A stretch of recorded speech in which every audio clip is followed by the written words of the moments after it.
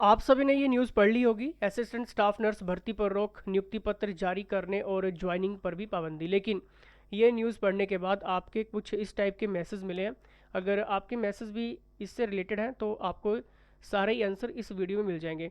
Questions क्या हैं जो आपने हमसे पूछे हैं? क्या assistant staff nurse recruitment cancel हो गई है?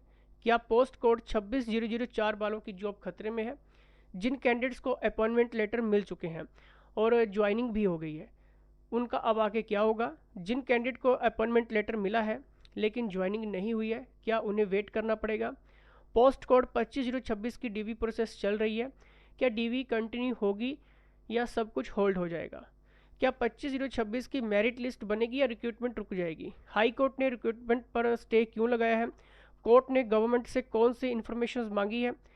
हेल्थ डिपार्टमेंट में 1535 रेगुलर पोस्ट खाली हैं फिर भी रिक्रूटमेंट क्यों रुक गई? अगर गवर्नमेंट रूल्स में अमेंडमेंट कर देती है तो क्या दोबारा एग्ज़ाम होगा या फिर जिनका सिलेक्शन हो चुका है उन्हें इसी रिक्रूटमेंट प्रोसेस के थ्रू अपॉइंटमेंट मिल जाएगी? और सबसे बड़ा सवाल, नर्सिंग एस्पिरेंट्स को अब क्या करना चाहिए? देखिए, बहुत सारे सवाल आप सभी के आए हैं लेकिन जो मेन मेन सवाल आपके हैं वो हमने इसमें इंक्लूड कर दिए हैं। उम्मीद है कि आपके भी इसमें से कुछ क्वेश्चन जो वो क्लियर हो जाएंगे। इन सभी सवालों के जवाब आपको इस वीडियो में मिलने वाले हैं, तो वीडियो एंड तक ज़रूर देखना। और एक और चीज़ बता देता हूँ कि 200 स्टाफ नर्सेज की भर्ती हिमाचल प्रदेश में रेगुलर पोस्ट पे आने वाली है। सरकारी पक्की नौकरी रहेगी, 2 साल के बाद आपको रेगुलर यहाँ पर मिल जाएगा। लेकिन उसके लिए नर्सिंग ऑर्बिट और विनिंग एज, ये दोनों ही बुक्स बहुत इंपॉर्टेंट है, ठीक है। नर्सिंग ऑर्बिट की बात करें तो एक्सप्लेनेशंस के साथ है, निमोनिक्स है, एग्जाम्पल है, 10,000 MCQs है, 100% एक्यूरेसी के साथ है। जिनके पास एक्सपीरियंस है नोट सेट जैसे एग्जाम का, उनके द्वारा ये सारी की सारी बुक्स लिखी गई हैं। विनिंग एज भी उसी तरह से है, आपका एक्सप्लेनेशंस के साथ और सारा कंप्लीट एडिशंस। इन सभी बुक्स के एडिशन जो वो आपके मल्टीपल एडिशंस हैं, ये सारी चीज़ें आपको पढ़ने के लिए मिलेंगी प्राइम पाथ स्टडी में। ऐप डाउनलोड कर लेना, ठीक है।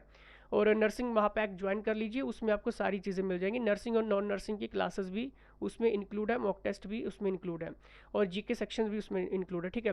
बाकी आप ऐप के ऊपर जाके देख लेना एक बार, ठीक है। अब देखिए, जो न्यूज़पेपर मैंने आपको स्टार्टिंग में बताया उसके अकॉर्डिंग क्या चीज़ें यहाँ पर मेंशन की गई हैं। भर्ती और ज्वाइनिंग पर रोक। कोर्ट ने सरकार को निर्देश दिया है कि नए अपॉइंटमेंट लेटर्स, बड़े ध्यान से सुनते रहना और पढ़ते रहना साथ साथ में, ठीक है। नए अपॉइंटमेंट लेटर्स जारी ना किए जाएं, किसी भी चयनित उम्मीदवार को ज्वाइनिंग ना दी जाए। ये रोक अगली सुनवाई तक लागू रहेगी। बहुत सारे सवाल हैं, मैं सारे सवाल आपके क्लियर करूंगा यहाँ पर, ठीक है। देखिए, कोर्ट की आपत्ति क्या है, आखिर ऐसा क्यों हुआ कि एकदम से कोर्ट को ये सारी चीज़ें करनी पड़ी? देखिए, खबर के अनुसार सरकार ने 6 नवंबर 2025 को नई नीति बनाकर असिस्टेंट स्टाफ नर्स का नया कैडर बनाया और लगभग 900 पदों को भरने की मंजूरी यहाँ पर दी, ठीक है।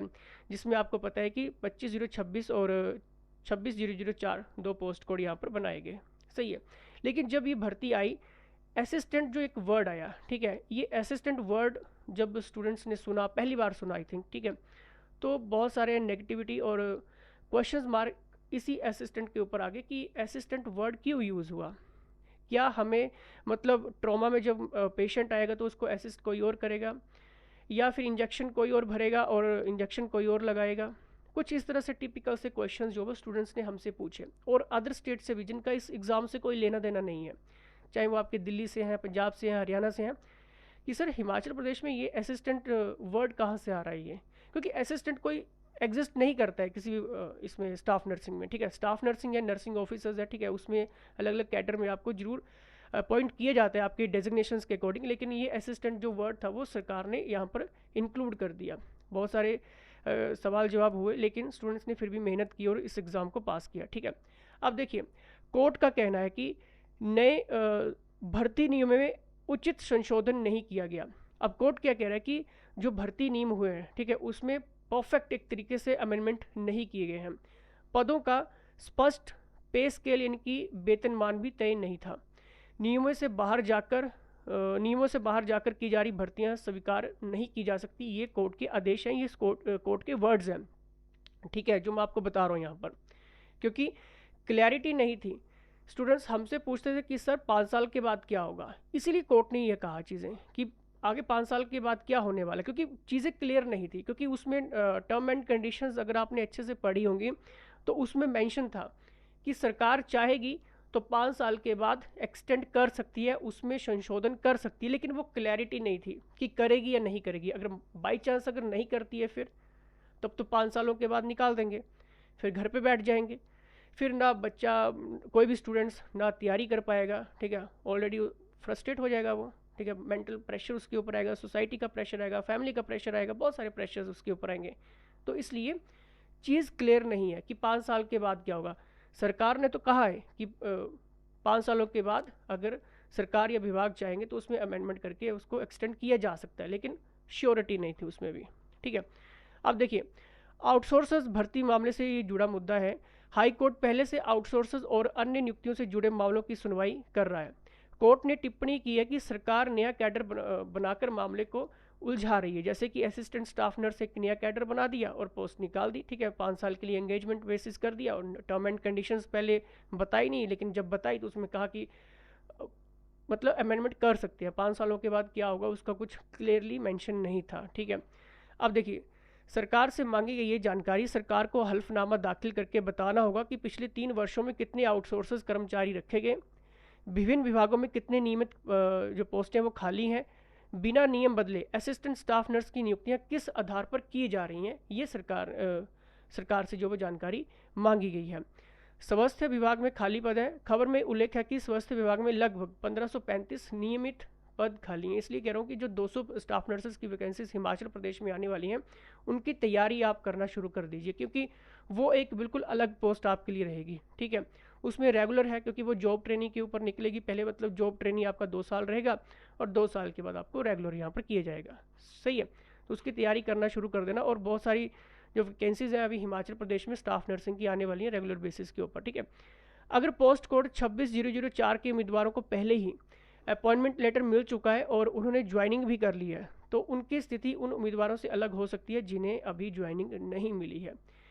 इस खबर में कोर्ट ने मुख्य रूप से अपॉइंटमेंट लेटर्स जारी करने और ज्वाइनिंग देने पर रोक लगाई है, जो मैं अभी आपको कह रहा हूँ, ठीक है। अब देखिए, क्वेश्चन आपका है कि जिनकी ज्वाइनिंग हो चुकी है आमतौर पर वे तुरंत नौकरी से बाहर नहीं होते हैं, ठीक है। 26,004 आई थिंक आपके हॉस्पिटल भी आपको अलॉट हो चुके हैं, ठीक है। देखिए, उनकी नियुक्ति कोर्ट केस के अंतिम फैसले के अधीन यानी कि सब्जेक्ट टू फाइनल आउटकम मानी जा सकती है। अंतिम फैसला आने तक वे काम जारी रख सकते हैं, लेकिन ये कोर्ट के आगे के निर्देशों पर निर्भर करेगा। जिन्हें अपॉइंटमेंट लेटर मिला है लेकिन ज्वाइनिंग नहीं हुई है, ठीक है, अभी आई थिंक आपका 25/026 का होगा, ठीक है, डीवी उसकी चल रही है। जिनकी ज्वाइनिंग, तो उस केसेस में क्या होगा कि उनकी जो ज्वाइनिंग है वो फ़िलहाल रुक सकती है। अपॉइंटमेंट लेटर मिला है लेकिन ज्वाइनिंग नहीं हुई, मतलब डीवी की यहाँ पर मैं बात कर रहा हूँ यहाँ पे, ठीक है। तो उनका जो है वो अगले आदेश तक उनको वेट करना पड़ सकता है। क्लियर। पोस्ट कोड 26,004 वालों को क्या करना चाहिए? देखिए, घबराने की ज़रूरत नहीं है। हेल्थ डिपार्टमेंट या HPRC की अगली जो भी सूचना है, ठीक है, ऑफिशियल आधिकारिक सूचना है, उसका वेट करें, या फिर आप व्हाट्सएप चैनल को जरूर ज्वाइन कर लीजिए, ठीक है। 8278723715 पर व्हाट्सएप मैसेज डालिए, ऑटोमेटिकली आपको एक ग्रुप जाएगा व्हाट्सएप चैनल का। नंबर आपका प्राइवेट रहता है, कोई देख नहीं सकता है, उसको ज्वाइन कर लो, सही है। उसको ज्वाइन करने से ये होगा कि आपको लेटेस्ट अपडेट्स मिलती रहेंगी। यदि ज्वाइनिंग कर चुके हैं तो नियमित रूप से ड्यूटी जारी रखें जब तक विभाग कोई अगला आदेश जारी ना कर दे। 26,004 के लिए मैं ये कह रहा हूँ, अगर हॉस्पिटल अलॉट हो चुका है, अगर आपने ज्वाइनिंग कर ली है, जाना शुरू कर दिया है, तो नियमित रूप से जाते रहें जब तक विभाग कोई आदेश आपके लिए कोई जारी नहीं करता है, ठीक है। रुकना नहीं कि ऐसे कुछ भी किसी की भी खबर में आके आप अपना नुकसान मत करना, ठीक है। 26,004 के जिन उम्मीदवारों ने पहले ही ज्वाइनिंग कर ली है उनके लिए तुरंत कोई बड़ा खतरा नहीं दिख रहा है अभी। सबसे ज़्यादा खतरा उन उम्मीदवारों पर पड़ सकता है जिनकी ज्वाइनिंग या अपॉइंटमेंट प्रक्रिया अभी बाकी है, जैसे आपका 25/026 की डीवी प्रोसेस चल रही है, लेकिन अंतिम स्थिति कोर्ट की अगली सुनवाई और आदेश से ही स्पष्ट होगी। क्लियर। अगर post code 25/026 assistant staff nurse के उम्मीदवारों की अभी डॉक्यूमेंट वेरिफिकेशन चल रही है, तो वर्तमान स्थिति में सबसे अधिक संभावना है कि डीवी प्रक्रिया पूरी हो सकती है। ऐसा नहीं कि हो सकता है कि HPRC आपकी डीवी कंप्लीट करवा लें, लेकिन अंतिम जो नियुक्ति है, अपॉइंटमेंट लेटर है और जो ज्वाइनिंग है, फिलहाल उसके ऊपर रोक लगा सकती है, लेकिन डीवी वो हो सकता है कि पूरी करवा ले आपकी, ठीक है। कल भी आपकी आई थिंक डीवी है 22 तक आपकी डीवी चलेगी है। हाई कोर्ट ने सरकार को आगे अपॉइंटमेंट लेटर्स जारी करने और नई ज्वाइनिंग देने से रोका है। सही है। अब देखिए 25/0/26 वालों के लिए क्या स्थिति यहाँ पर बन सकती है। डीबी पूरा हो जाए लेकिन रिजल्ट अपॉइंटमेंट होल्ड पे रहे। 25/0/26 की मैं यहाँ पर बात कर रहा हूँ, ठीक है। डीबी कंप्लीट होने के बाद हो सकता है कि सरकार आपका रिजल्ट और अपॉइंटमेंट होल्ड पर डाल दें जब तक हाई कोर्ट से कोई जजमेंट पास नहीं हो जाता। डीबी के बाद चयन सूची तैयार हो जाए लेकिन अपॉइंटमेंट लेटर कोर्ट के आदेश तक जारी ना की जाए। सही है। अब देखिए 25/0/26 के अभ्यर्थियों को क्या करना चाहिए। डीबी के लिए अपने पूरे डॉक्यूमेंट जो वो तैयार रखें। डीबी की जो भी तारीख आपको मिली है उसे ज़रूर अटेंड करें। अभी तैयारी और दस्तावेजों को अपने डॉक्यूमेंट्स पर फोकस रखें क्योंकि कोर्ट ने भर्ती की वैधता पर सवाल उठाया, उम्मीदवारों की योग्यता पर नहीं। सही है। अब देखिए एक और क्वेश्चन आपका है कि अगर टर्म एंड कंडीशंस में अमेंडमेंट होती है, बाई चांस मान लो कि सरकार ने अमेंडमेंट कर दी वहाँ पर, तो क्या एग्ज़ाम आपको दोबारा फिर से देना पड़ेगा, दोबारा फिर से पढ़ाई करनी पड़ेगी इसी पोस्ट के लिए? नहीं। देखिए ज़्यादातर केसेस में क्या होता है कि अगर टर्म एंड कंडीशंस में क्योंकि पेपर लीक नहीं हुआ है, ठीक है, ये सिर्फ टर्म एंड कंडीशंस का इश्यूज़ है। सही है। उसमें अगर सरकार चेंजेस कर देती है तो आपको क्या होगा, दोबारा एग्ज़ाम नहीं देना होता है। इसमें जिनका रिजल्ट क्लियर है और प्रोसेस कंप्लीट हो चुकी है उनको रिवाइज्ड रूल्स या अपडेटेड टर्म्स के अंडर अपॉइंटमेंट दी जा सकती है।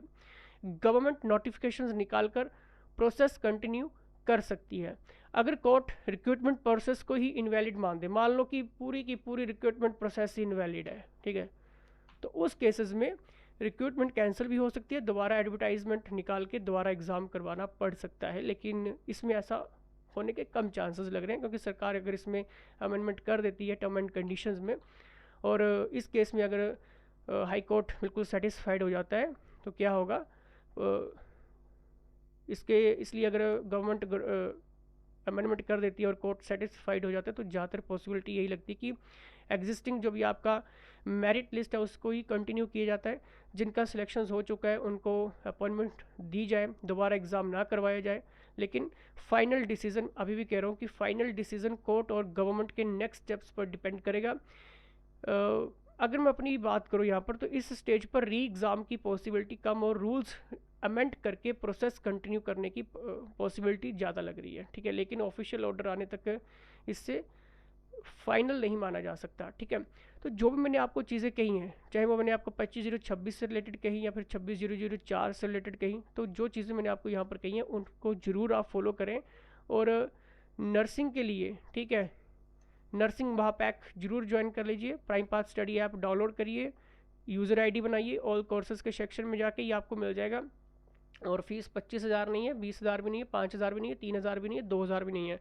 नॉमिनल सी फीस रहती है, 1 साल तक ये वैलिड आपका कोर्स रहता है और इसमें वो सारी चीज़ें आपको मिल जाएंगी, ठीक है। हर एक चीज़ें इसमें इंक्लूड की जा रही है, चाहे वो आपकी नर्सिंग की वीडियो क्लासेस है, एमसीक्यूज क्लासेस हैं, जनरल स्टडीज़ की क्लासेस है, आपका नर्सिंग ऑर्बिट, जिस नर्सिंग ऑर्बिट की मैं यहाँ पर बात करूँ, ये सारी की सारी कंप्लीट एडिशन इसमें आपको पढ़ने के लिए मिल जाएंगे। विनिंग एज ऑलरेडी हमारी कंप्लीट हो चुकी है, तो 10-10 हज़ार क्वेश्चन तो इन दोनों बुक्स के आपको मिल जाएंगे, ठीक है, एक्सप्लेनेशन के साथ, फिर क्वेश्चन नहीं छूटेगा आपका, ठीक है।